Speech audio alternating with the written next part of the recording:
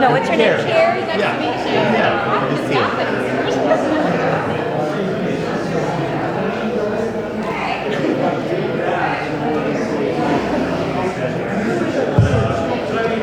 Hey everybody. We'll start in about 5 or 10 minutes, so make sure you get the food while it's there. We have water and soft drinks in the back, and then those of you who are of age and have been appropriately ID'd, help yourself to some wine or beer over there as well. And also, books are on sale as we speak. Everything is cash or Venmo, so go ahead if you want to beat the after reading rush and get some books now. Go ahead and go for it, and the books are for sale over here. And we'll start, as I said, about 5 or 10 minutes.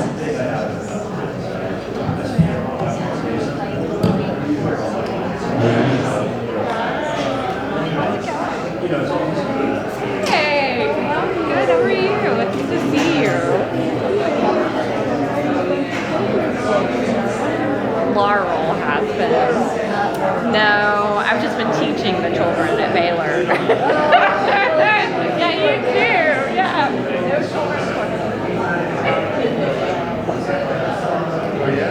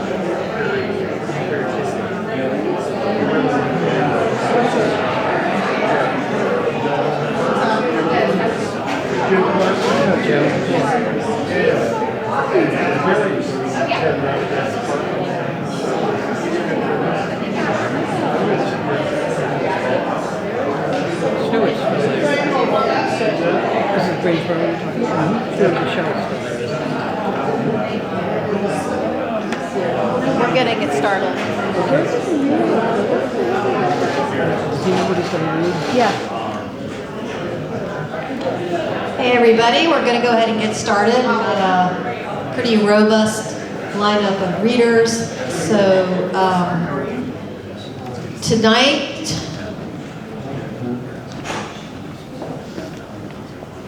and yes, I see that, where is Earl? Yes, Earl had asked me, this was not the final version of the brochure, and so I apologize. Earl is reading on at Stoveworks with us. So I'm sorry for those of you who all came out to see Earl, but please come out tomorrow night to see him. And we are going to have a lot of poets read tonight, which is super lovely and exciting, and some former students and other Meacham former visiting writers who are coming back. And we just wanted to have a couple of words. I'm not going to speak long. I just want to thank everyone for coming out and hope you'll come to the other events. They're all free and open to the public. Also, we had a kind of late last-minute addition on our website, which is our visiting writers. We're all like, when am I going to meet with the community and other student writers and have conferences? And we said, oh, okay, well, let's do that then. So on our Meacham website, you can sign up on Saturday if you want to have a conference with one of our visiting writers for free. Please do that, and we will then arrange that. We're just going to do it at Arts Build right before at Arts Build, which is just down the street, and I will let people know where to do that, just from 10:30 to 11:30. So please go on there and sign up. We still have spots because we just created that. And I wanted to. We have a bunch of sponsors, and the UTC College of Arts and Sciences, Stoveworks, Advancement in Alumni Affairs, and Michael Watson, who is representing that group, will come up and say a few words. And Michael Watson he's the one who donated the beer and the wine, so don't feel guilty about drinking that. Department of English, George Connor Professorship, Olson Law Firm, Arts Build, and Chris Horton were all helped make this Meacham possible. So I appreciate that, and without further ado, we'll get started. Michael's going to say a few words, then we'll have Rick Jackson come up, and he's going to be introducing the readers. Thank you, Sybil. So I've been in development a while now, and I know that if you want people to be generous, you give them wine and beer. So, hence the wine and beer. I just wanted to say again, Sybil, thank you for letting me say a few words tonight. This is the 40th year of Meacham, and I think it speaks very well to the impact that thoughtful philanthropy can have in a community. So 40 years ago, through an endowment gift by Jean Meacham honoring her husband Ellis, this was established through the vision. Where is Rick Jackson? Through the vision of Rick Jackson, and continues today through the leadership and dedication of Sybil. So know that when you give to the University of Tennessee at Chattanooga, your dollars are cared for very well and continue to provide support for years and years and years to come. And so there are several of you in this room I know who are supporters of Meacham, and I want to thank you for that.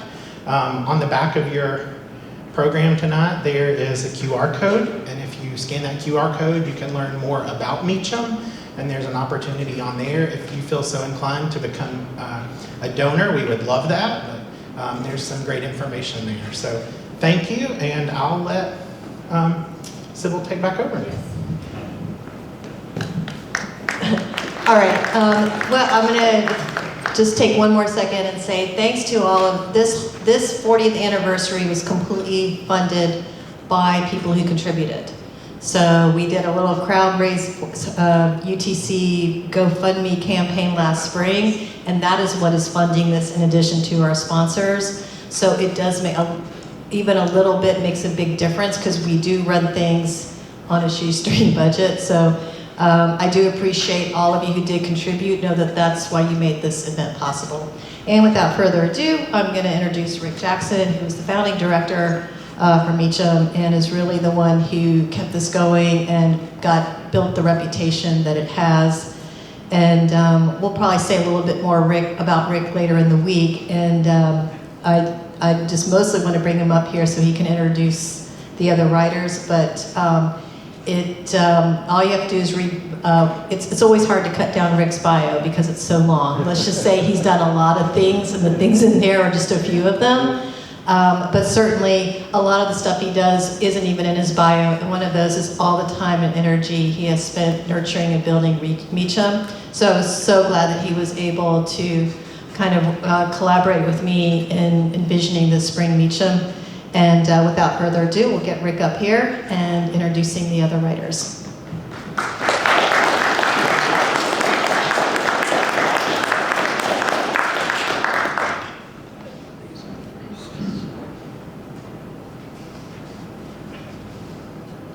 And can everyone in the back hear us? Okay, great.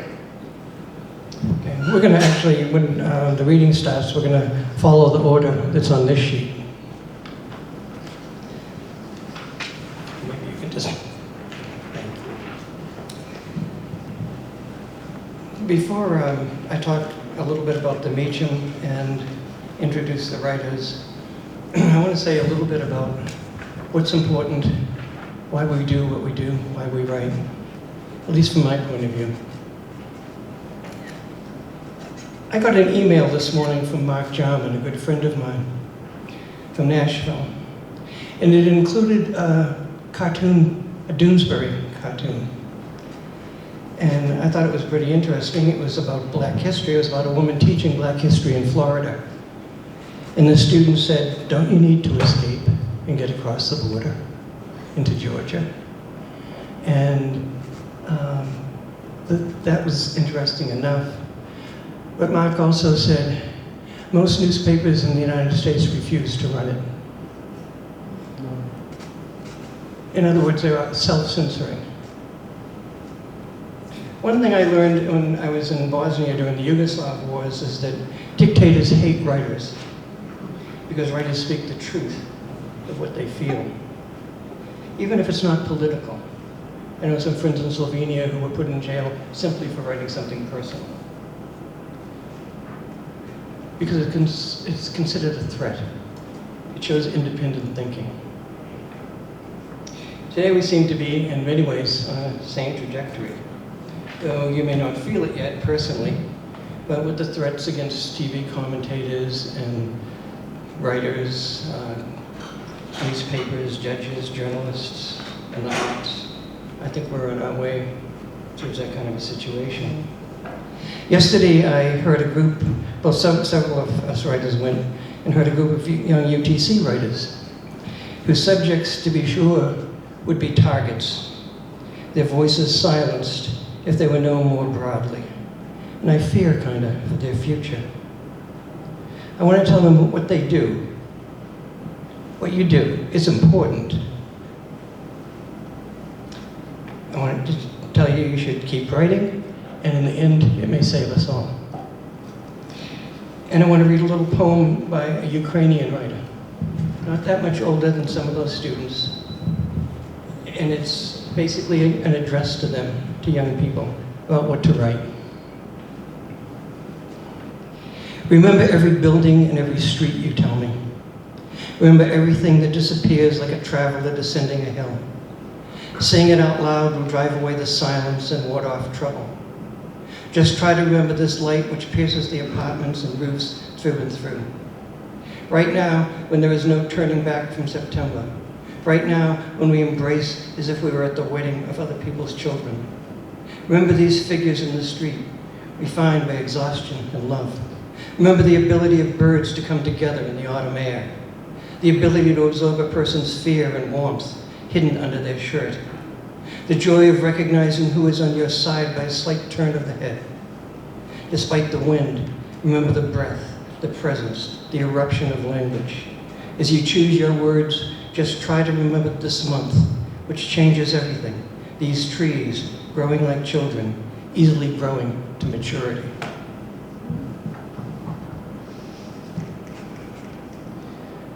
I hope, as we all listen and as we write, that we keep something like that in mind. So the Meacham began 40 years ago. But even before I do that, I want to like to remember 3 students who have passed away.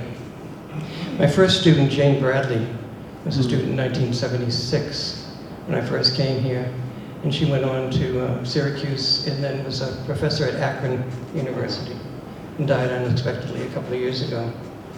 And Mark Bilbrey, who went to the University of Georgia and impressed us a lot on our creative writing trips with his incredible workouts. And Ted Howard, who went to the University of Maryland and peppered our trips with his ironic sense of humor. And I'd also like to remember our colleague and dear friend Ken Smith, whose fiction revealed the absolute truths of the world we live in, and whose office was so often flooded with students. Ken would have reminded me to remember some of our past visitors who have passed away. Charlie Simic, Phil Levine, Bill Matthews, Dan Plumley, Maxine Kuhlman, Paula Rankin, Jim Tate, Marvin Bell, Alan Wyatt, Jerry Stern, Ralph Angel, and a few more. The Meacham Writers' Workshop actually began 2 years before the Meacham Writers' Workshop with what was called the Scott Workshop. There was a student who got his family to donate some money, and that went on for a couple of years. And then I was working with Jean Meacham before we had computers or anything like that, and we had to register students by hand. And she had arthritis and had difficulty doing that. So I helped her. I did most of her stuff for her. And after that, she decided she wanted to start a professorship or something. And we all talked her into donating for the Meacham, which is what she ended up doing. At that time, I remember she had retired, and the students would go over to her house on Missionary Ridge every Saturday morning, and they would bring copies of poems for her to look at, comment on, for nothing, just so she would feel a part of things. And I thought that was pretty amazing. So as the Meacham went on, we've taken in writers to read and meet with students from the UK, Czech Republic, Israel, Slovenia, Hong Kong, Hungary, Serbia, Austria. I'm not sure if I'm missing anybody, but they've gone on to win Pulitzer Prizes, National Book Awards, National Book Critics Awards, Whiting Awards, Zinnier, Fulbright, and Guggenheim Fellowships. Most of these writers came because, as Sybil said, we have a limited budget for a fraction of what they would usually charge because of the reputation of the students. In fact, one of them, Bill Matthews, once came for a bottle of wine. A good bottle, but a bottle of wine. And so, and I also want to mention that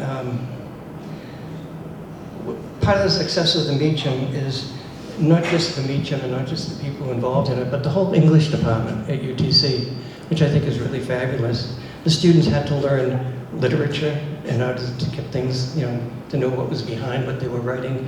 Their writing was kind of in conversation with everything. And so I want to thank especially like Earl, who was also the other poetry teacher for a long time with me, and Sybil herself, who's taken over the Meacham and done an incredible job. So that's basically what I had to say about the Meacham. So our first reader tonight is Bill Root. Bill Root's The Storm was one of the very first books of poems I read in college, and it was a major influence. I remember a poem about the Holocaust that described a burnt-out church, and it ended with these lines: "And now charred twigs kink towards the church's shell, while blossoms nod like innocence near hell." Kinking twigs, how amazing. And the sound and the resounding rhythm.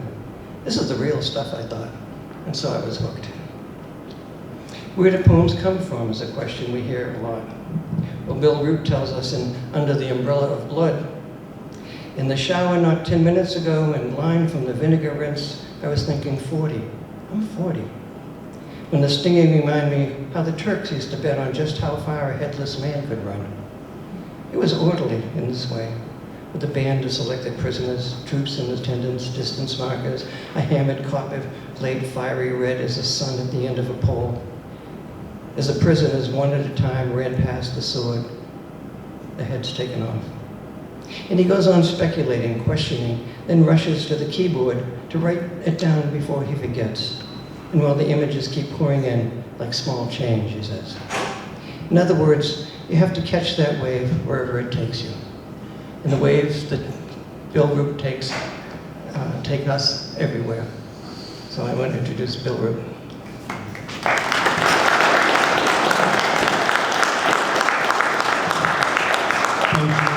Thank you very much.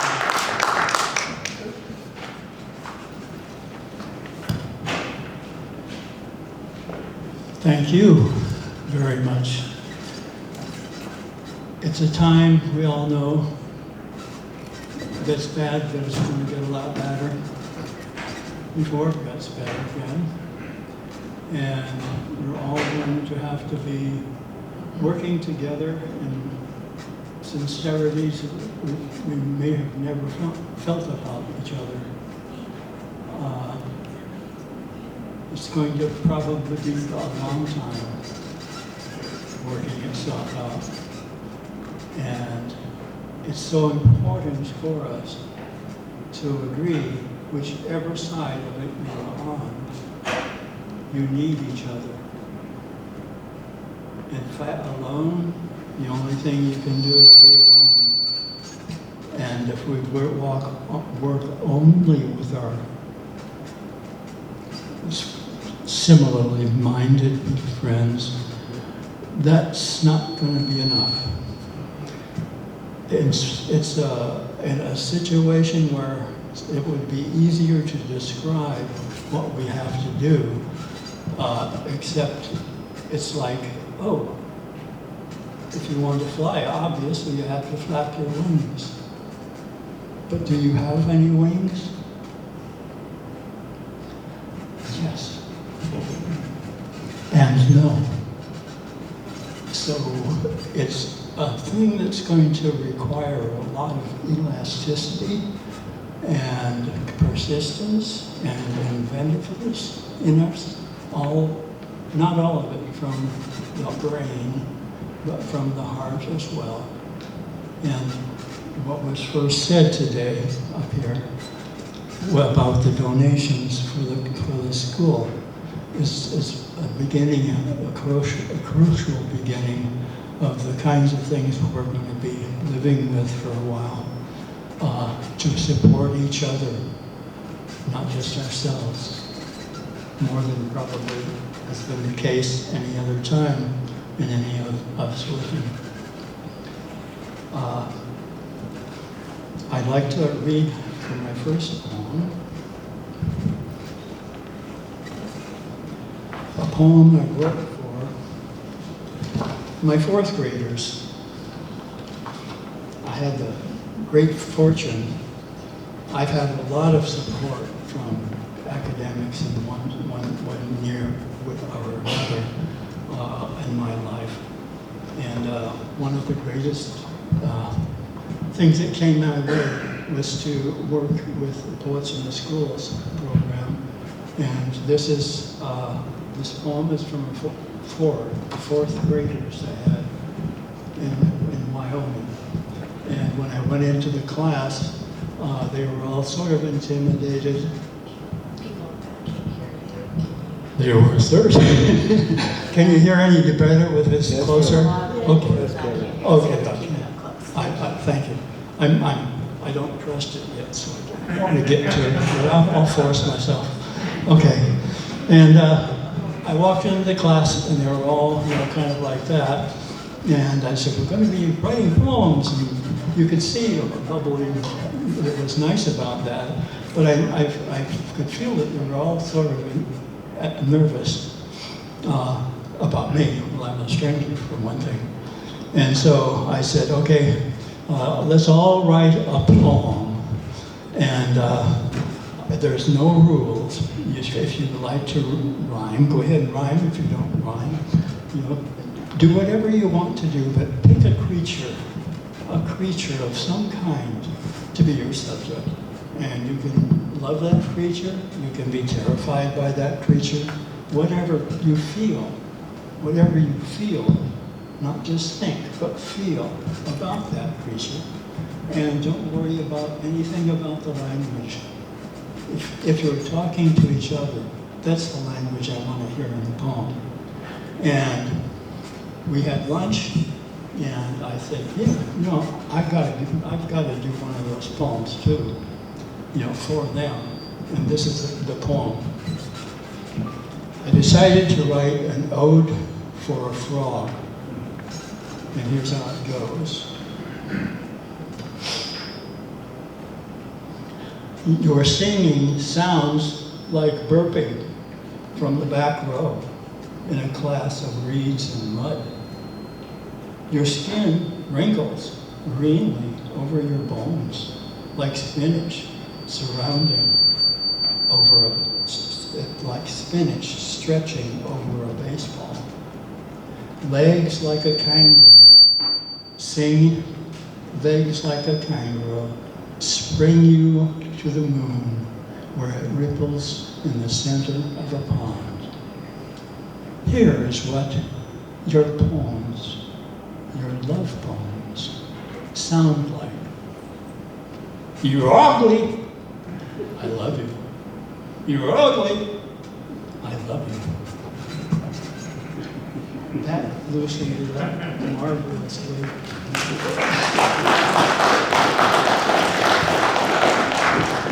And when I first read it, I first recognized that you're ugly sounds like you. The kids go, you sound like Frog. And so I could talk to him a little bit about language from that.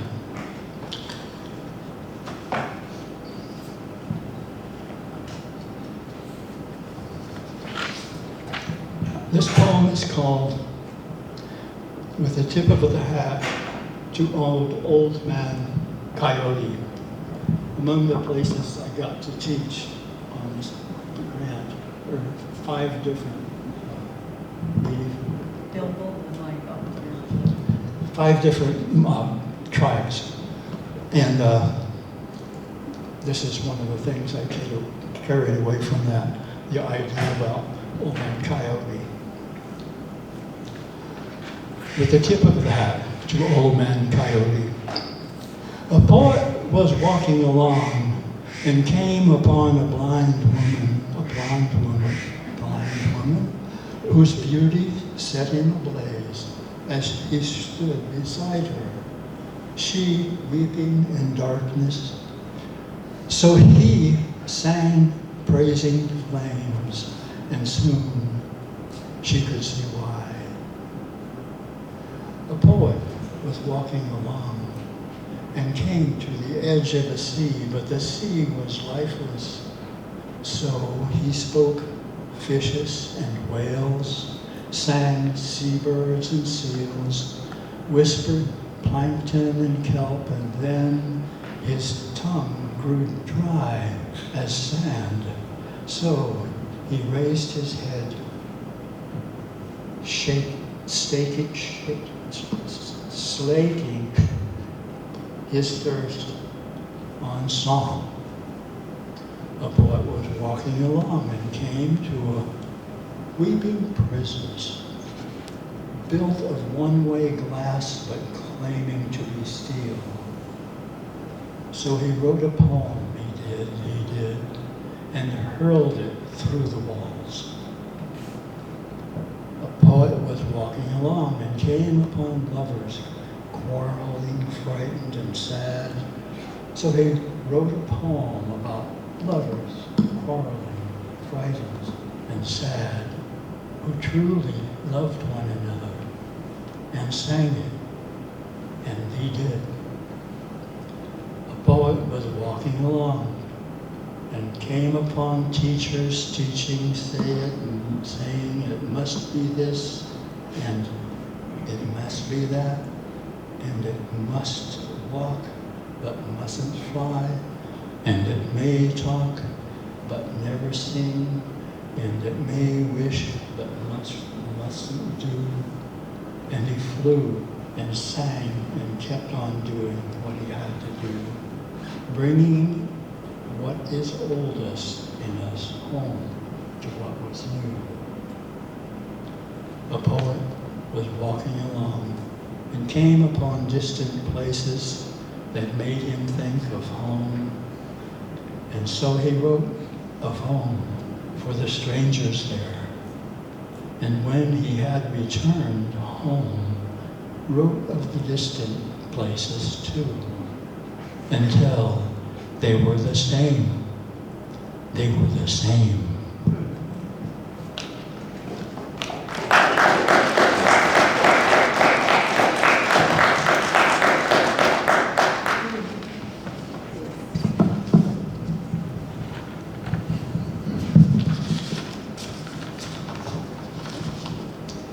Song of a Blind Traveler. As a blind man negotiates, can you hear me back there? As a blind man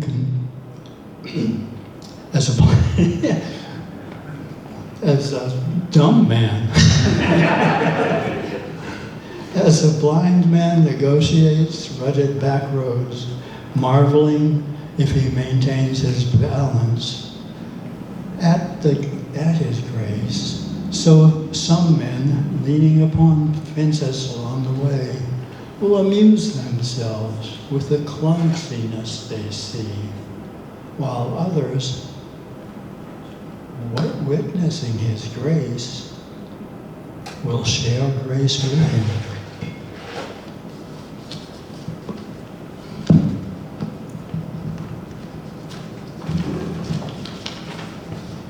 I worked for a while,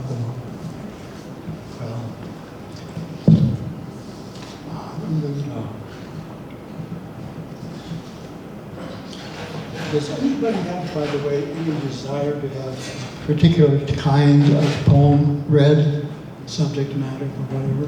What are the different topics? Sorry, couldn't What are hear. the different topics? What are the options? What are the options? Oh, kind subject matters, attitudes, whatever, places, your favorite animal. What types do you have? Have you written? Read a love poem. Oh, love poem. Okay.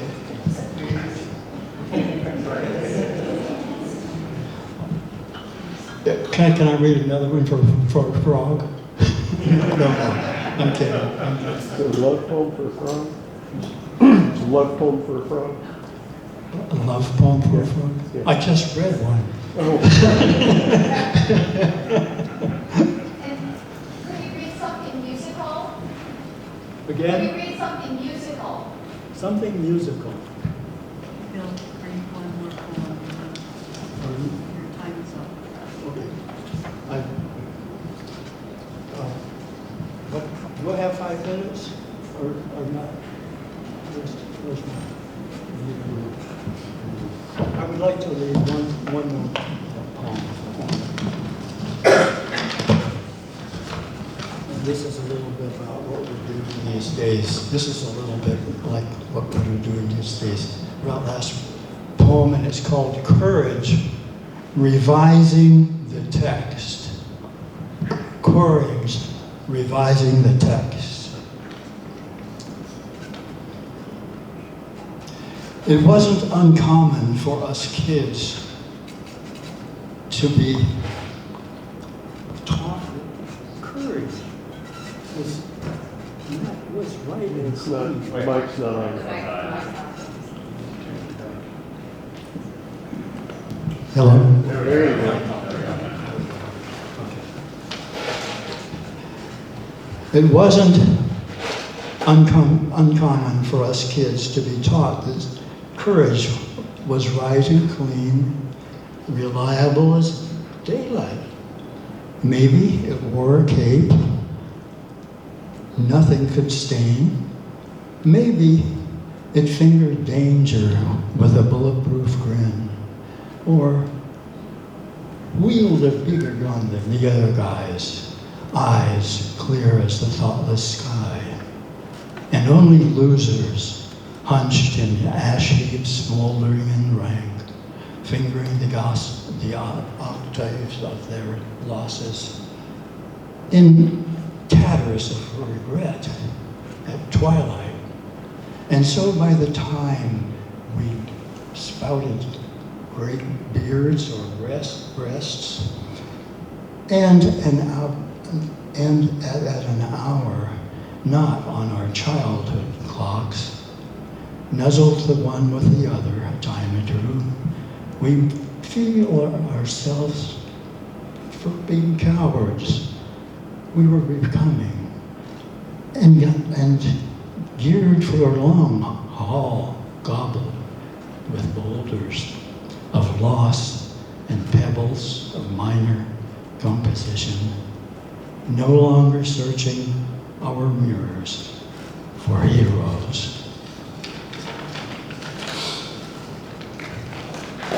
But not quite. But years require revision in heart's first text, don't they? So we recast the characters and plot, not as we imagined them to be, but as they've come to be. Just now I think of Smilovich, the Croat cellist, refugee among refugees in a cave above Sarajevo. Bumming smokes and brandy sends shamelessly all afternoon from an NPI interviewer, and how, at twilight, seated among dozens of strangers, he shifted, taking up his vow to perform in the darkness, which is history and fear, how his sweetly drawn music manifested and ordered resonance with beauty. Yes, he nuanced too, with memories barbed by hope and all the anguish of an audience geared hard by survival against rape, murder, and the forced witness of degradation. No heart withstands unbroken. As I listen, I am hushed by heart's news of this one's fate, by the image of him sitting on the heaped ashes of a library, playing at first alone and for himself, so that the enemy would know the spirit of a people lives and is not silenced, not by flame, bomb, bullet, or brutality that seems to know no end.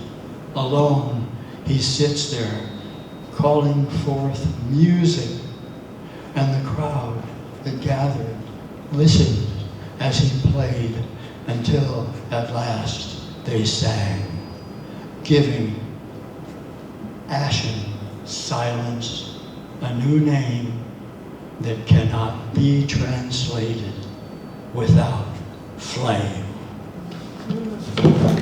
Thank you.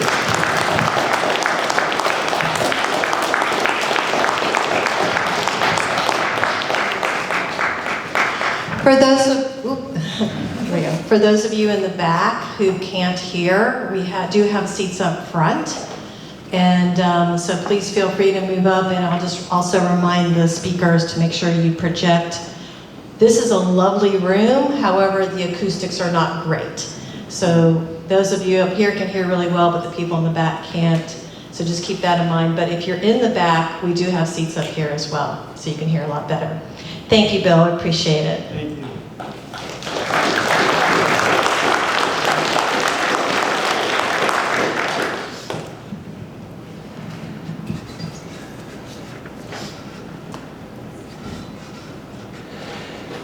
After I retired in 2022, I wondered who they might take and get to replace me, and I hoped I'd find someone fiercely devoted to his or her students. So when they hired Justin, I immediately looked him up and was absolutely impressed with his work, his dedication to teaching and students, and his range. And when I finally met him, I found an engaging poet in person, and said later to Sybil, "Wow, you guys made a great choice." I think using Justin's own words from Appalachian Sunday is a good way to give you a taste of what's to come. The church's rose bush is chewed by blight, but yellow still, speaking of the dead dissolving under waxlight. Pox-fleshed petals, making of absence, ornament, windows to look through. So the poem begins, and then focuses on a boy's dream of his mother in bed, haloed by unkempt red, fitful fire in sleep, her lung rattle, a cog thrown into a thresher. What incredible images. And then the poem takes off on the idea of beauty, prayer, desire, selfhood, pain, memory, opening doors of the imagination to even larger rooms. I hear that complexity in Peter Sachs' review of Justin's work with phrases like laying bare each crevice, and solitude here, and hunger and rare communion. In other words, a poetry that is intellectually complex and emotionally intense. Or as Michael Glaser says, a poetry of scorched beauty, tenderness, and ferocity, in which images startle alive new visions. And that's exactly what we'll hear tonight, new visions. Justin.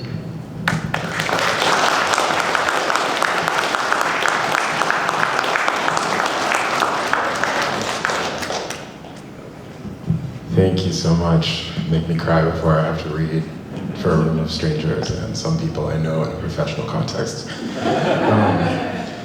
So that's pretty impressive an introduction, I think. And what you don't know is that he wrote that between last night and today, because I am a surprise last-minute addition, and I'm happy to be here. I was also talking to Rick earlier, and first of all, can you hear me? All right. I was talking to Rick earlier, and he said, well, you replaced me. And I said, I didn't replace you. I just crawled into the hole that was left when whenever you retired. And he said, well, I guess you crawled right out of it and started waving a flag. So whatever that flag is, maybe you'll hear today. My metaphors are getting mixed, it's a Thursday.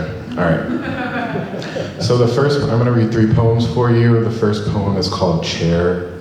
Actually, you know what, no. The first poem is gonna be called Genius Loki, because it is spring, and I wrote this poem in spring when I was in college, and it feels appropriate. Anybody know what Genius Loki is? What does that mean? I see your hand, Jude. Jude, what is it? It's like spirit of the place. Spirit of the place, right. But in reality, this is just about a tree, and I was an obnoxious 21-year-old who had learned a new word. But also, a little bit of context, I have eczema, and so I had a rash on my hand, and I looked at a tree, and the tree had seemingly a rash on it, and that's how the poem started. Even your own mild afflictions can be poetic inspiration. Genius Loki. My hand grown intricate with blight, the jointed outline of a rhododendron loosened and laid on the surface, and to look up at the tree and notice its drunken upheaval, shoulders of maples heaving themselves crazy, wearing flattened skirts, flecked with distressed blisters of leaves, and an attentive hush, smoothing the aches. Rough interruptions of blue, dry clusters of blossoms, freshly dead. Ornate women with parched flesh hanging only by the crests of their dresses. Like my mother, I was never promised a world that heals. It opens. What remains are empty mourning cloaks seizing in billows of wind, and patches of lusterless gold eating the soft green tendons, mouths dilating, burrowing into fissures, pulsing inside in all directions. And in spring, the sudden smell of fullness, veins full of dry tongues, and odors of hasty purples, lockstep, layering every face like a worsted bruise. If you touched the wind, there would still remain a negative, a rash of sequins shivering in waves, distant sororities of elms shaking their momentous frocks of ivy shellacs, translating spring into clicks of castanets, exuding a cold, clinkant green blush. The oldest creatures of the soil ascend in shrill orchestras, plush postures of heat, revealing the pyre lights that ignite when sun chews through the veils. Dustings of blood, the pearly undersides of damage taking on the tint of sunbreak. What was offered was never meant to be loved, never meant to be saved or stored away. Where does scalp feel like scalp? Should I peel the flesh from my hips and wade through loss as smoothly as a nerve, through all the thin hours, a thin aqueous music now hovering over everything, unfolding soft blue, wafting into my eyes, and at once, tuned to a fear so fun-like it flicks from my left to my right lash and settles into the thicket behind me, lying down, a fleck of brown humming. Every breath is a decision so quick it's uninformed, like applause I can't help but carry through with. Refrain from it. Boughs stewing in their margins, swelling and retreating, a frantic rockabye, embers stoked before the body can cool. Focus on the pocket of static, soaking in amber, the lungs filling with a cotton horizon, the small angry red bird ricocheting through the halls of the chest's stiffening cathedral. And then begin again, the terror of unfurling, the upturned supplication of trees holding lumps of light like slick, fat, icy carp.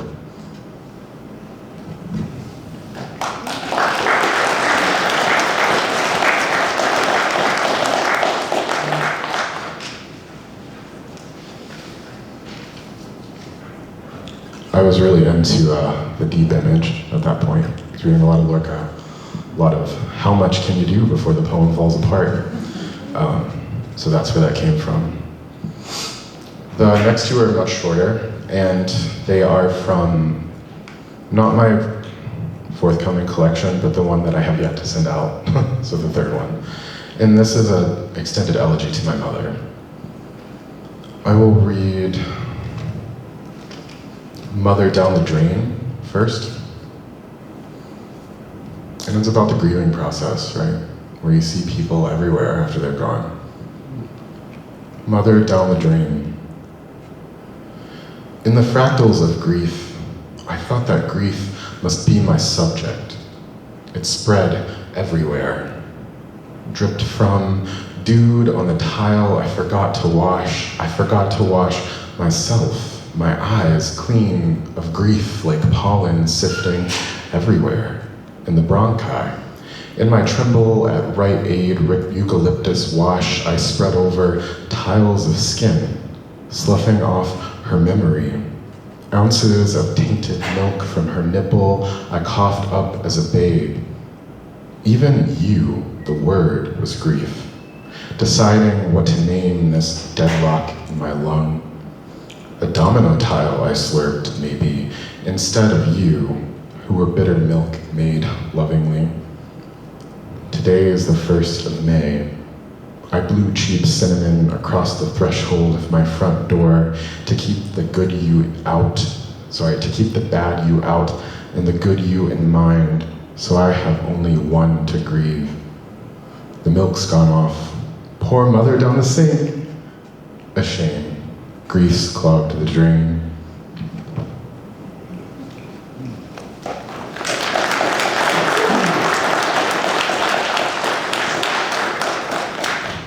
I'm a Scorpio, forgive the dark humor. My mother's garden. I wrote this based on like drawing some tarot cards and then like kind of sieving the memory of my mother through those. My mother's garden. Each one of these stanzas is addressed to a flower or something in the garden. Am I good on time, by the way? Yeah? Fine. Good. Okay, thanks. My mother's garden. Sunflower, I prisoned, can you find home? My mother bolts red and roots green in your shade. Lamb's ear, is velvet a gift or defense? My mother is safe, locked as sugar and sap. Morning, who lit the tower in your cloud on fire? My mother leapt out her window into a carnation. Cricket, so delicate, do you cry from ash in your throat? My mother is an archive up in flame. Pond frog, flint voice, why nag me, think of legacy? Gnats swim the holes in my mother's name. Fountain, pool of nothing, does the dove dive in to heal? My mother blooms through my hand like blood in lace. Red cloth, why are you here, among the healthy tulips? My mother wore a blindfold to block out the right choices. Crabapple windfall, must you molder in that dress? I'll leave, past the gate. For my mother, I'll be some happiness. Thank you all.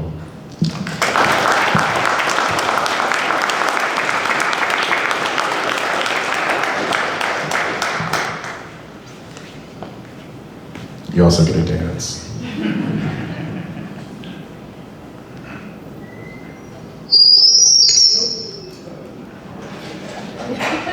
Must be electric.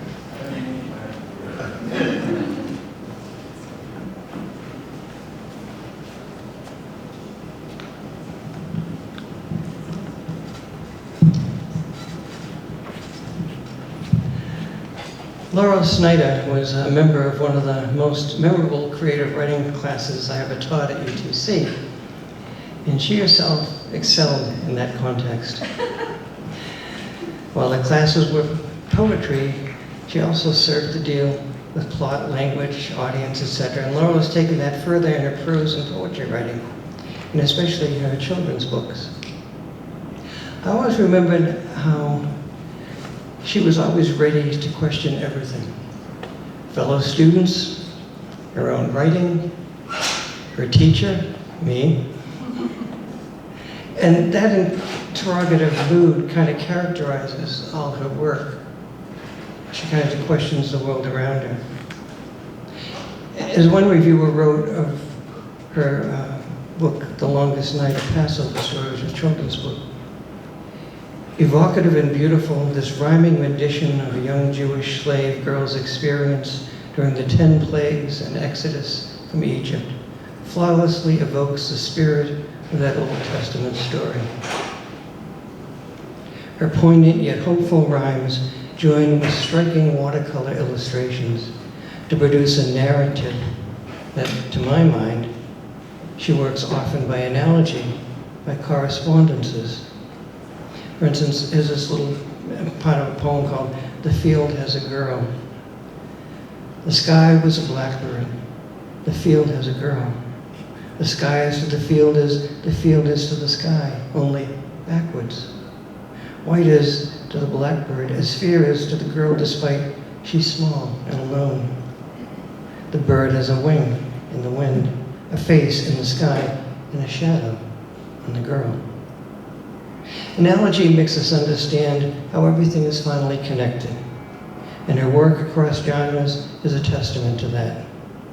And now we have this chance to connect with her.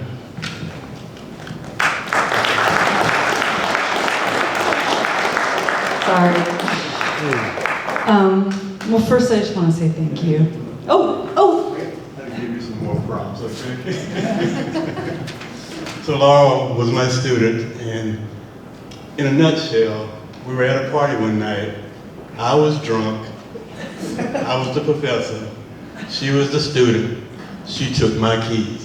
Thank you. Oh, I took a lot of things. I just first want to say thank you to Sybil and Rick and the university for continuing and making this happen, this Meacham thing, to all the students that I'm sure are helping behind the scenes, and to Earl and Ken and the other faculty that were here with Rick when I was a student. I am going to end up crying probably, and Rick will make fun of me later. I am a lucky person to have had a wonderful life. Chattanooga was one of the sweetest, most important parts of that. The workshop was the sweetest, most important part of that, and Meacham was like the center of that. So it means so much to me to come back after all these years and get to do this.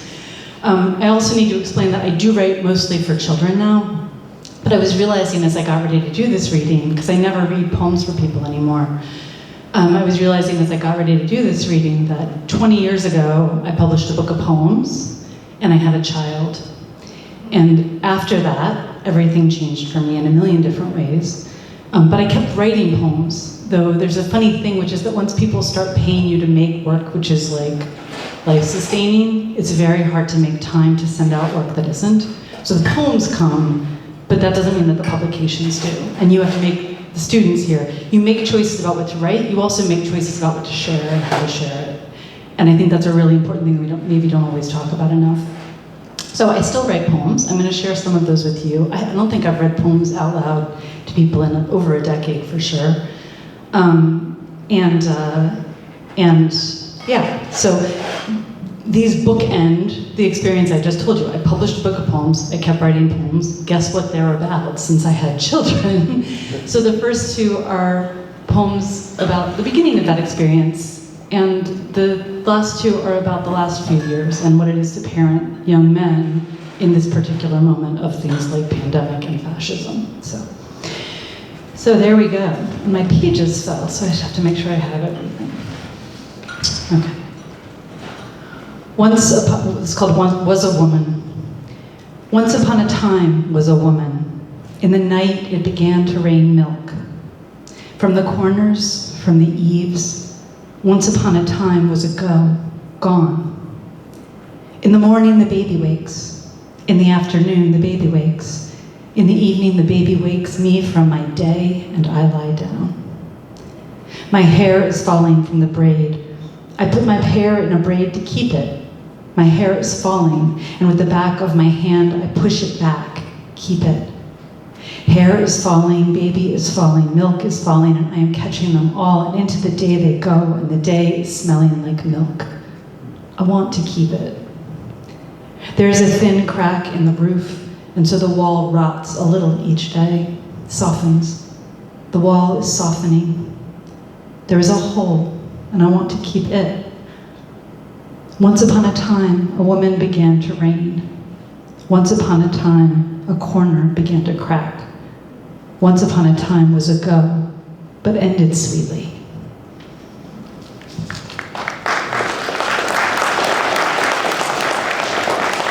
This one's called The Creature. The creature can stand almost. The creature can almost. Many things the creature can almost. The creature can stick out his tongue, make a clicking noise, can call out. The creature cannot yet call in, cannot yet take a step, cannot yet speak. The creature is a mess, a motion, a fuss, a piece of the whole. The creature is not a man, woman, bird, cat, but he is some of them, the sum of them. The creature can wave, is not a wave, can scream, is not a scream, can plant, is not a plant, his feet. The creature can scream his feet. The creature has sounds, hands, power.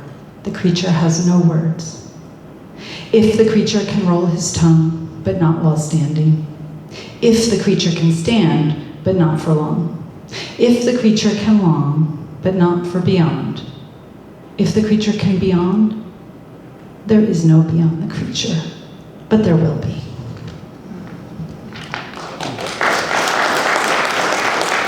So then these ones are newer. No one's ever seen or heard them before. This is very scary for me. This is called Just a Dolphin, for Lewis on what would have been his bar mitzvah in the middle of a pandemic. Get in the water, I tell him. There's no shark, and you won't drown. We're at the ocean, and there is a shark. There's always a shark somewhere. Also, the tide never stops hunting, only rests from time to time.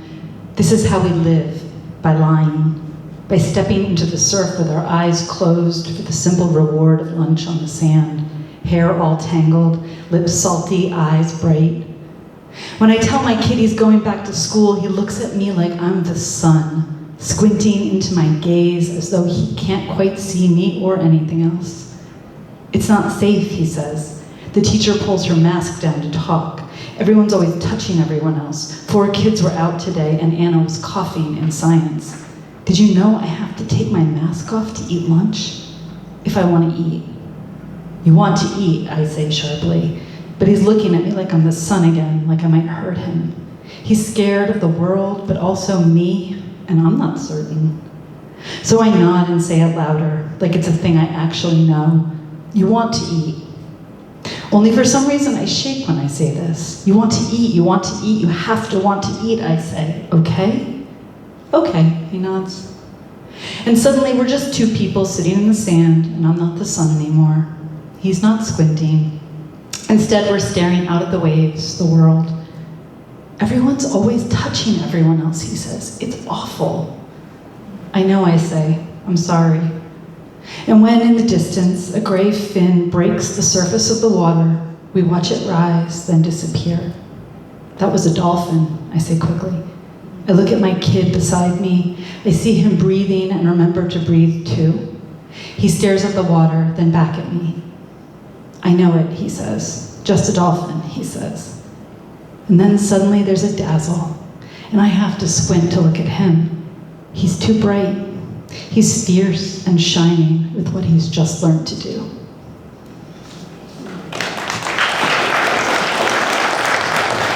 And one more, which is very much about the person I was when Rick knew me, and I was difficult, and I was difficult. The terrible girl. I didn't plan that. He here we are at the end. Oh, this poem also, I realized at some point, really does, I think, owe a lot to Czesław Miłosz's Song on the End of the World, which I read first in Rick's class and sort of carried with me as an important poem, though it doesn't sound like this poem. The Terrible Girl. Here we are at the end of the world, the place for a poem, if my 19-year-old self was right. She was always right. I need her now, that girl.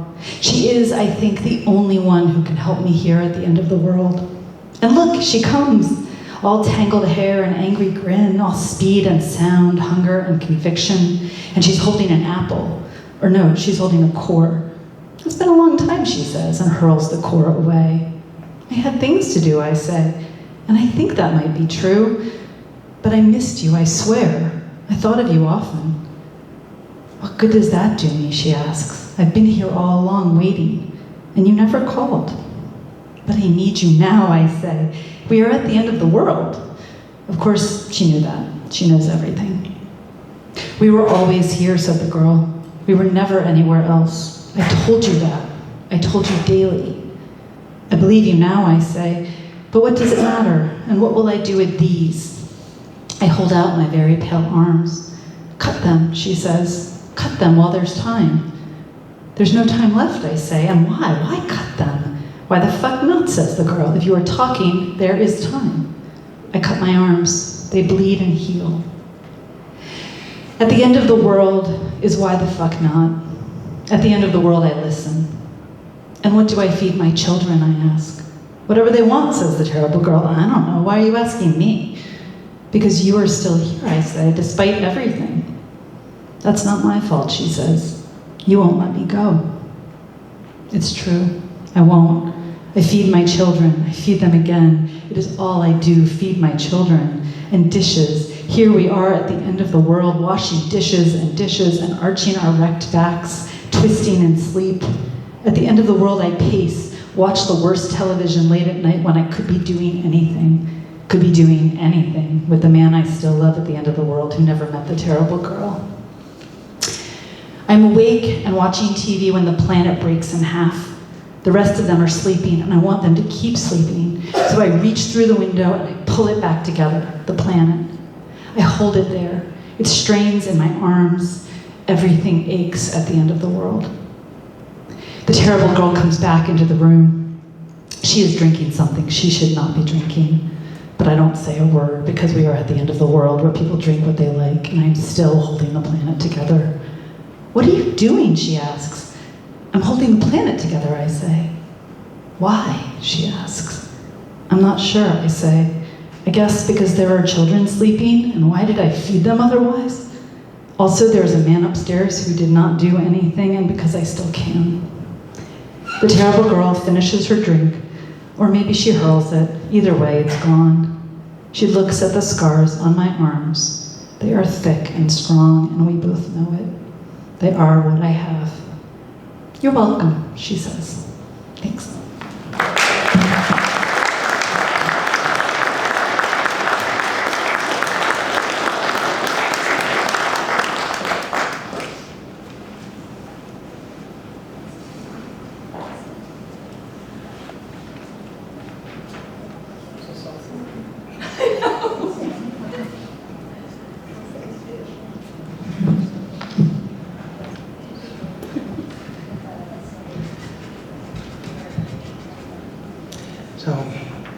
Aaron McCullough is a poet I met just recently when he said he knew I was a friend of Laurel's, who he knew at the University of Iowa.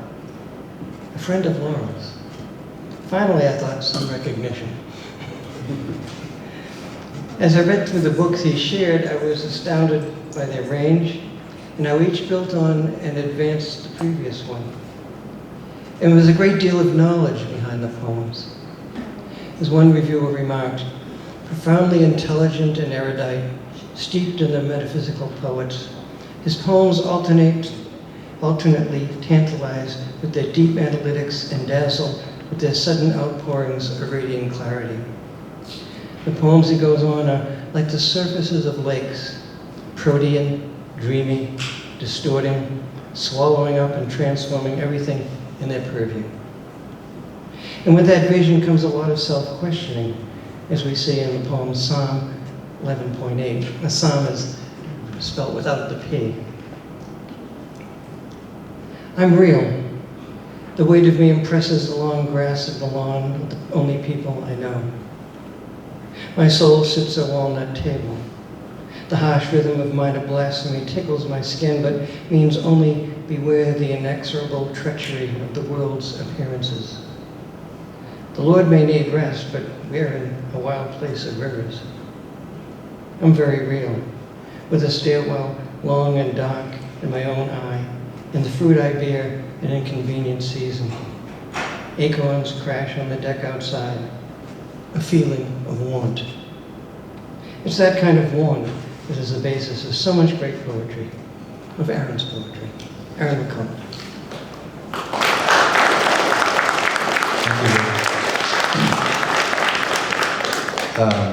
I'm going to read mainly from this newest book of mine, which is called Psalms. And they misspelled it without the P there. It's a real scandal. But and Rick just read one of the poems I was going to read, so I'll not read that one. I'm going to read a little bit out of order here. I'll read a couple of the Psalms poems and then kind of move backward into the book.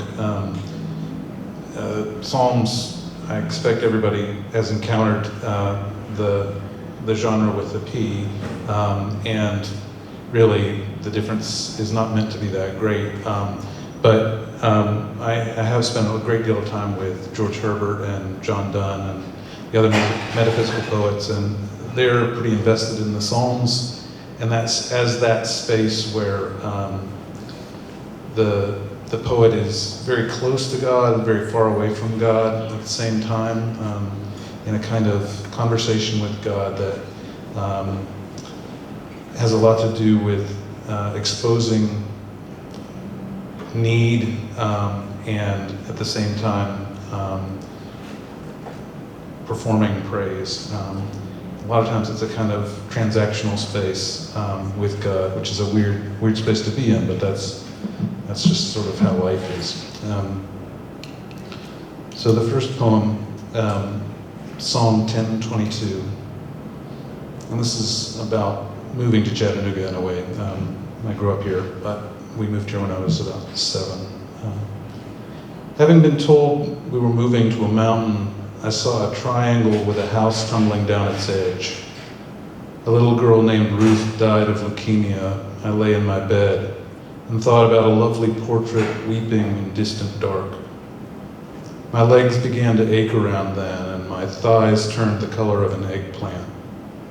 My astronomy of death then imagined a distant God whose planet could never be reached, but whom I respected as an element, oxygen in the floor. On the cooking basket weave of my mother's Volkswagen, sex was described. I sat in my own shit as the faucet violently filled the bath, parents looming between anger and fear, asking, "Is there anything wrong? Do you need to tell us something?" Language being a peccant inheritance none of us suspected, we all kept speaking, filling the air. What seemed like days passed.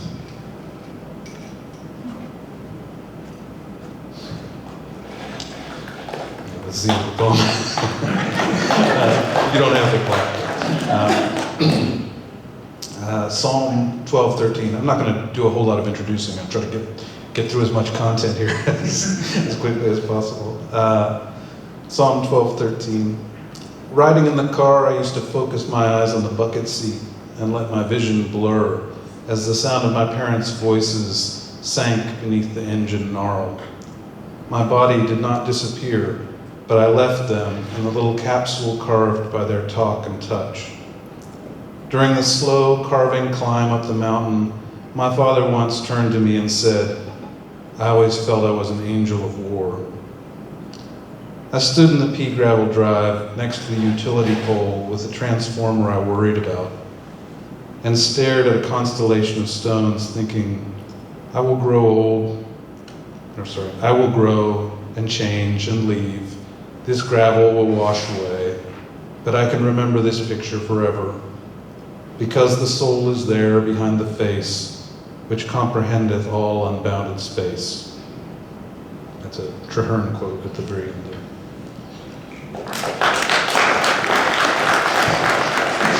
I'll signal the end each time. Psalm 11:8. Oh no, I can't read that one. That one's already been read. So I'll skip back here to some poems called Mirror. It's a section of poems called Mirror, and every poem within it has a mirror as a sort of partial title. So the first one is called The Wonderful Wood, a Mirror.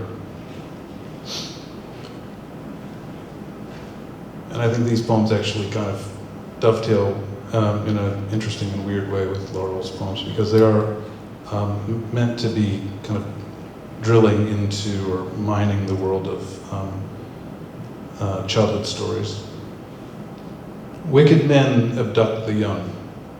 A cruel landlord rides, hunting them who are sent off to hunting them who are sent off to safety if they could be. We withdraw from the stream. But not everyone could afford to send their children away, an openness to unfinished distance. One lived with her grandmother who was not well. In a lonely cottage, she can't go, nowhere to go, and no one to send her. Every space between people and things her hazard. The world we find is not reassuring, certainly. Qualities, bodies, and time. They were too poor, so they hide in the cottage where they earned their bread through piecework and spinning, the only world. They worked with their hands in the cottage near a wonderful wood no one dares go into. Light reflected in the open stream. One market day, the old one who was too sick to travel. The girl had to go alone to sell her hanks of wool alone. They cried. It was not safe to go, but what choice is there? They had nothing to eat, the world we find, the unfinished one. They cry some more and bless one another, and then the old one made the girl promise to stick to the public roads and not to take any shortcuts through the too wonderful wood, the unfinished wood. And she did. That one's not over here. Sorry. I like to keep you on your toes. She did go and stick to the public roads with storm clouds of wool on her back. Then, cresting a hill, she caught sight of the cruel landlord riding below her. The girl is calm, the still moment which is the same world. Sunlight just blinks through the overstory, dust hung in it. She walks through the wood, bowing her head to the great oak tree, and she walked through the wood, a still clearing wood song. The cruel landlord opened his mouth to call out to her kindly, and all he can manage were curses for the great oak, for the girl, for the opening wood. A discontinuous series of states, a history, a different one, his own unfinished wood. The tree addresses the landlord, the great oak called the cruel landlord by his name, which is a groan and a summons to the other trees in the woods to close ranks. Woods in the vast hazard, blinking. I'm hoping that that poem is a kind of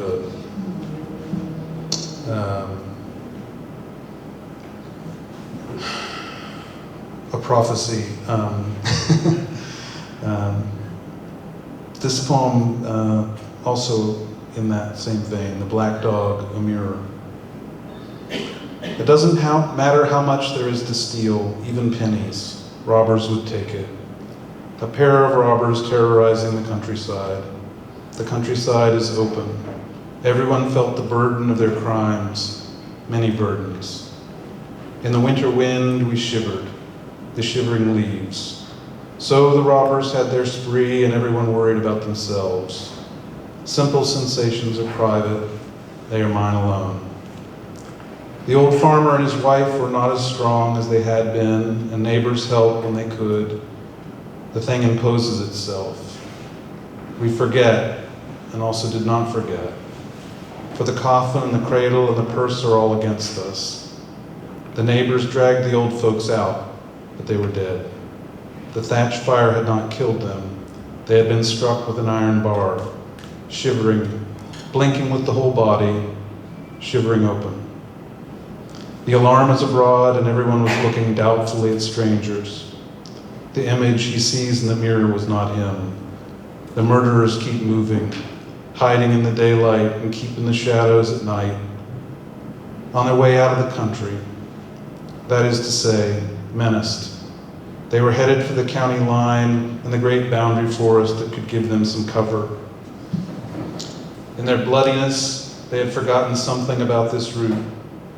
Hunted by a posse, scared, thinking only of escape and rest, they forgot that no one ever took this way to the forest after dark, especially with a bad conscience. Animal world, energy world, rock world.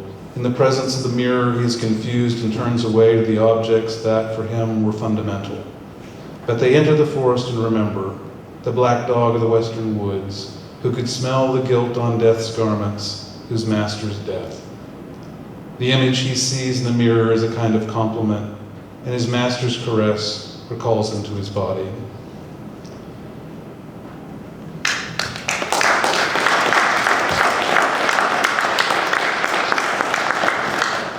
I'm going to read two more poems here. And one is called Dove. It's about a dove. Morning. I can't see the sun, but the light in the sky grows like all things, only as I look away. The branches amiably nod and breeze. The drowsy smelling magnolia blossoms now stand in burst white luxury. Out of the usual commotion, some birds drop or glide across my view, but most call from obscurity. Behind the others, in front of them, a dove in 5 beats. The second, so forceful it breaks apart but still carries. Is that the mournful part? The high, shredded echo, unmistakable but impossible to locate? Or is it the slowness of the song, and that pause where prayers go, while it thinks about who is gone?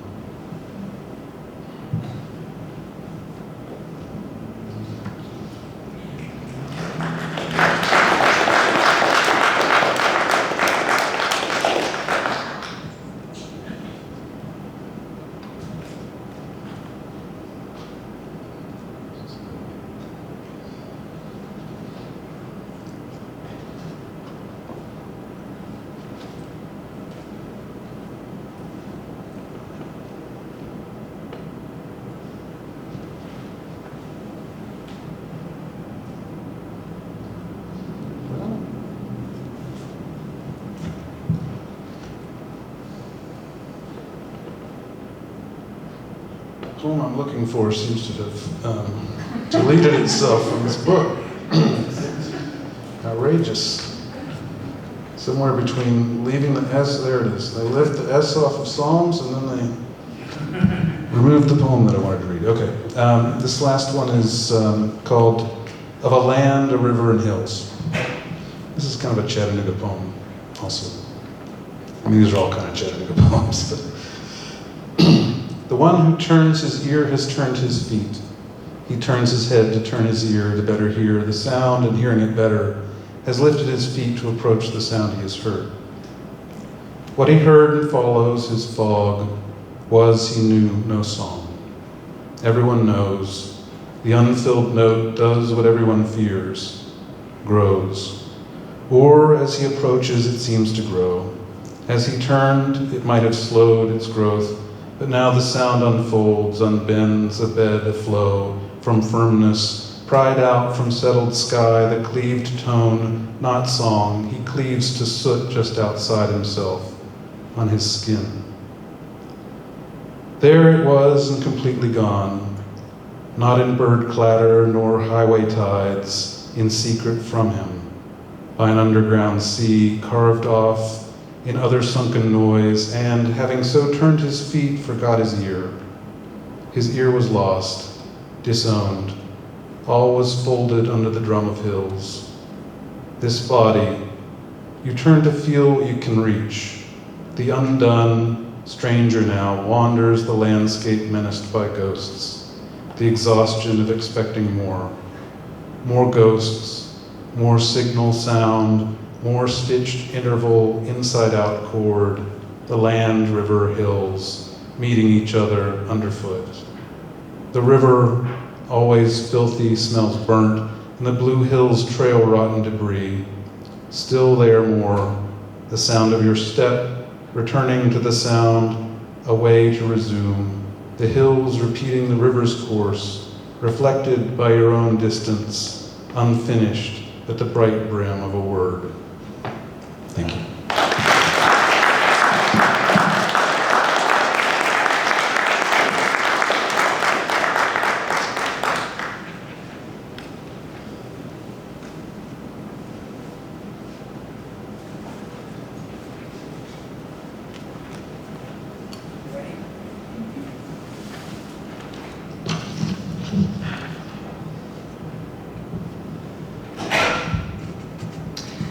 I first met Pam Uschek and Bill, her husband, in Macedonia about 25 years ago. Her poems immediately impressed by their closeness to the natural world. Because the natural world can be both beautiful and terrifying, so as one critic writes, Uschek has opened up a public space where all things, all encounters, both beautiful and dreadful, are not only possible, but inevitable.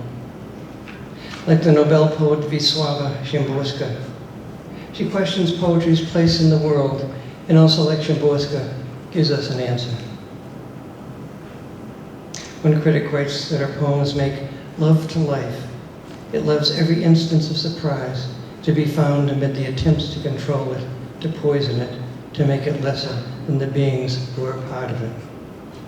We see that clearly in her poem Prayer Against Extinction, which begins, holy fits in the palm of the hand, the parula warbler's blue headdress, wild sunflower breast, his song Hosanna in the highest, through sweet gum trees, ocelot stalking soft on holy spotted paws, reading the gospels of pack rat tracks, exploding desert moonlight, holy grizzly bear walking wide inside thick cinnamon fur, fur that shifts like runoff river current as she lifts her snout to a hunter's breeze. Holy, holy, holy. And the poem goes on. She spends a good deal of time in the woods, and her attachment to Native American traditions and beliefs underscores the holiness she talks about. And I'm also reminded of William Blake saying, everything that lives is holy. Ham's catalog continues for a while in that poem, and could go on, as she well knows, infinitely, recounting the intense spirituality of our world. But let's let her have the final word tonight.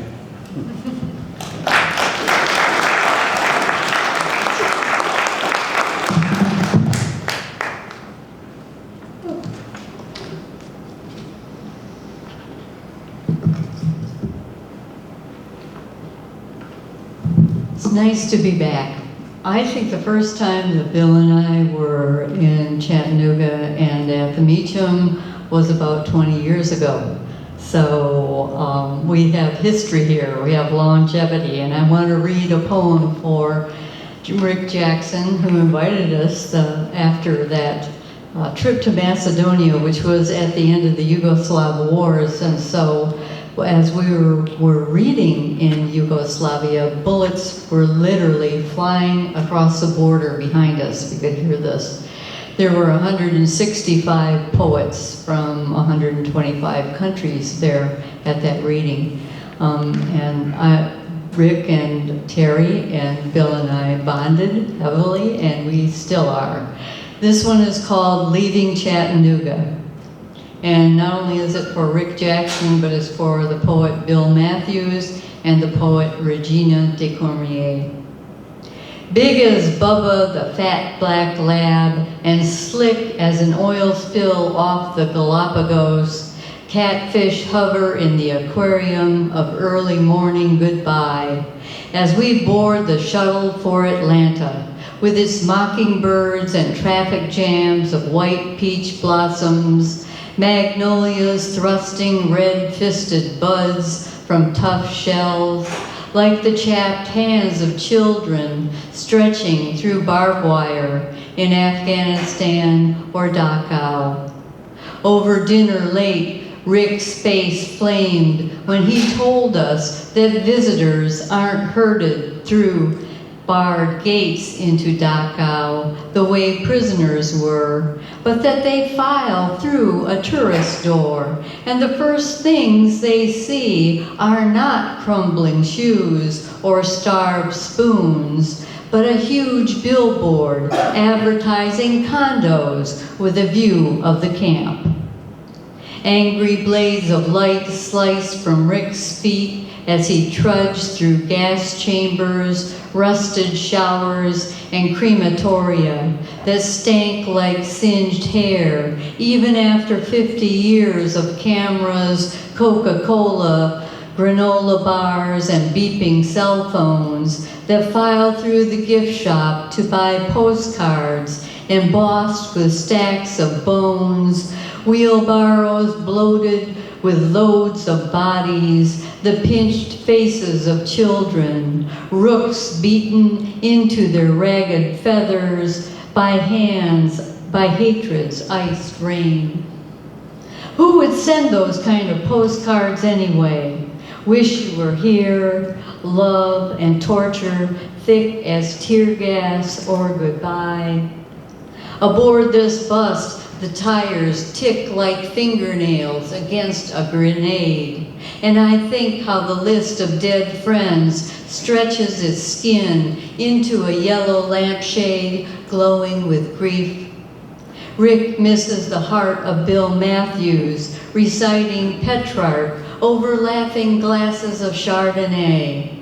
And a solid year of Good Fridays can't begin to atone for the memory of Regina's defiant pulse stopped in its lonely wheelchair.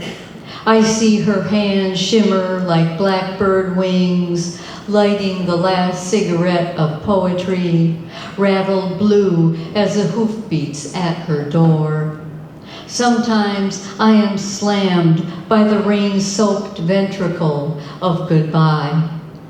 I try to leave those I love long before dawn, so goodbye can't pull on its hiking boots, so it will be too tired to rip bones from my wrists or pull the teeth from stars, setting beneath the arrhythmic horizon of tires on rainy pavement. It never works, but the sky this morning is dark and gracefully monstrous as a catfish sinking through the silt of a river I don't know how to name.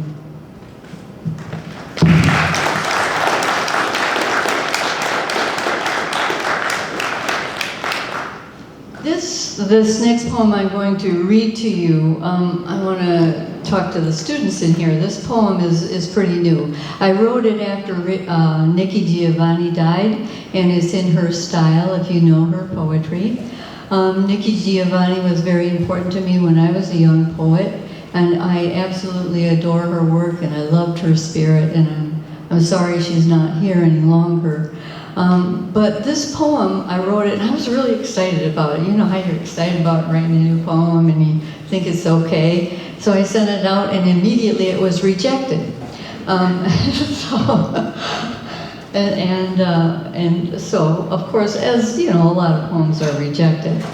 But tomorrow I'll be reading for PEN International Women, and I'm the U.S. representative for PEN International, reading for freedom for women across the globe. And thank you. And this poem, they chose this poem. So never give up, right? So if you get rejected, so what? Dear administration, do not mistake a woman for a stove. Her perfect teeth will burn holes in your Armani sleeves. Do not mistake a woman for a cradle. Her womb is her oyster. slammed shut against crude invaders. Do not mistake a woman for a diamond gown. Diamonds sever rich fingers as easily as those of the poor. Do not mistake a woman for a wristwatch. She will not keep time for your liaisons with underage girls. Do not mistake a woman for a camel. She will refuse to carry your water bottles across shifting deserts of greed. Do not mistake a woman for a broom. What she sweeps out will be the thick dust of lies you spin. Do not mistake a woman for a dishpan. She will scrub your knuckles of corruption, toss fat wallets out with greasy dishwater. Do not mistake a woman for prey. She will spike the small balls of sexual predators with her 3-inch heels. Do not mistake a woman for a stove. Her suppressed kerosene will explode each girder of your golden house. Regards always, my body, my choice.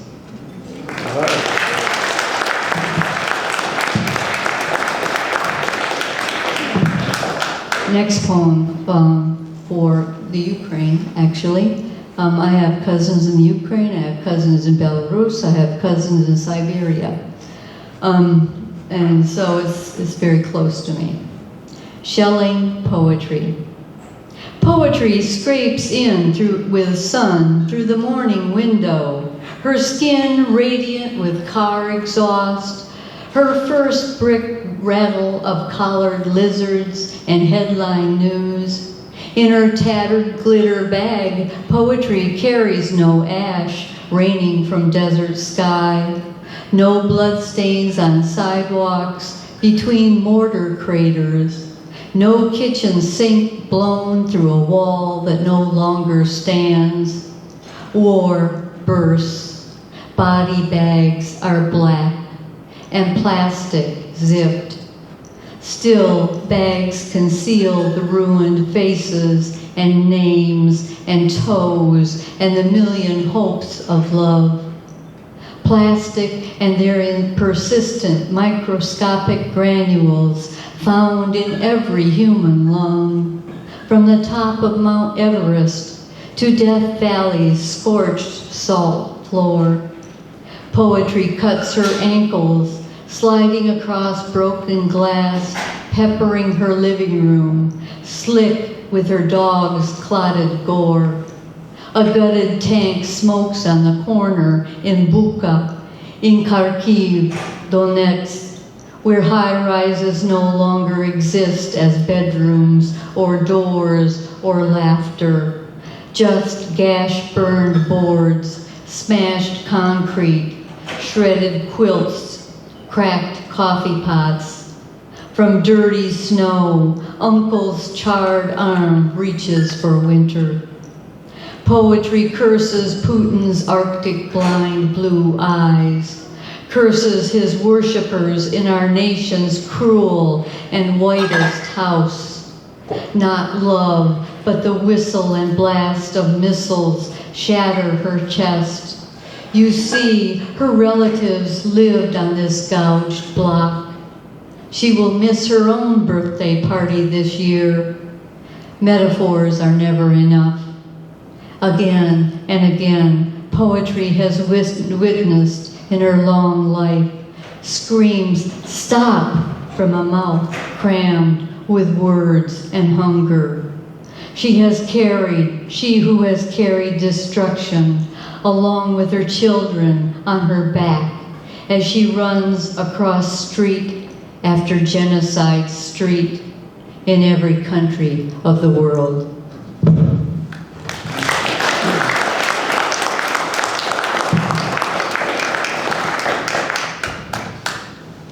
This poem, Refugee, or this book, Refugee, has poems about ways of being refugees in this world, because we are all refugees in one way or another, and becoming more so as as this year passes. And one way to become a refugee is to get cancer, which I did, and I had ovarian cancer. I'm a stage 3 ovarian cancer survivor and very, very grateful to be alive. Thank you. This poem is called Green Flame. I also love hummingbirds. As you can tell, I have a hummingbird on today for me to help me read. Slender as my ring finger, the female hummingbird crashed into plate glass, separating her and me before we could ask each other's name. Green flame, she launched from a dead eucalyptus limb. Almost on impact, she was gone, her needle beak opening twice to speak the abrupt language of her going, taking in the day's rising heat as I took one more scalding breath, horrified by death's velocity. Too weak from chemo not to cry for the passage of her emerald shine, I lifted her weightlessness into my palm. Morning doves moaned, hoo, hoo, oh hoo, while her wings closed against the tiny body. Sky would quick forget as soon as it would forget mine. And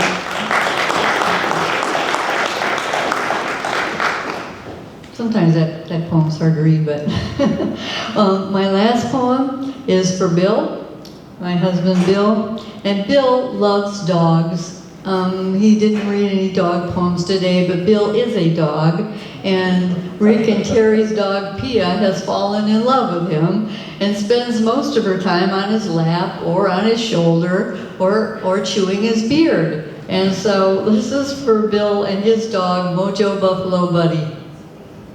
Dog walk song, past young aspen and punky old balsa alike. Before sunrise unhinges lids from speech, the boy in him walks the dogs to the river. The best part of his day, he says, autumn river swiveling to grind the stones of his imagination, carrying ice from the spring that cracks granite at 13,000 feet, where forget-me-nots, blood drops small, breed late, where eagle feeds on bowls, and a bull elk unveils his thick neck, bugling to mate. Above him, magpies rock the pear tree, shading the grave of the wolf who lopes underground now, grave of his wild white heart gone to the stars. The boy in him laughs at the new pup, shaped like something between a black bear and a buffalo, stumbling and biting through his own leash. The boy in him has given up on restraints, mind careening free as a torrent pouring over boulders, cutting through the park named after eagles who will return with first snow.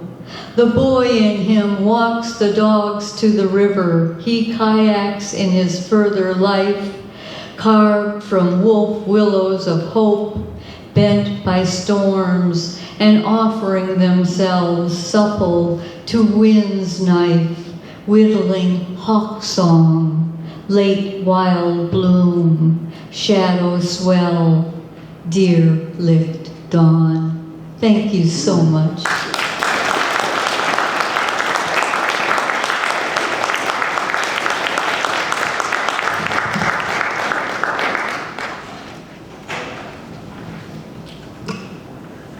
Anybody want to read?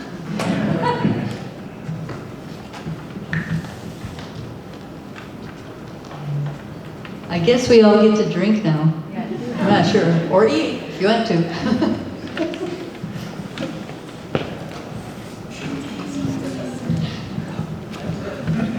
Thank you all. Thank you. Thank you all.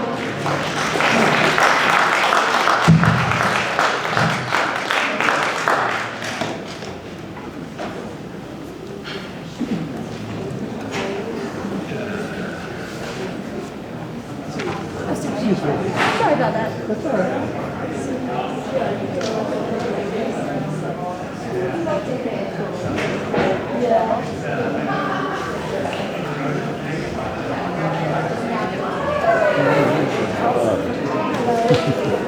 It was nice. I enjoyed those. I enjoyed them.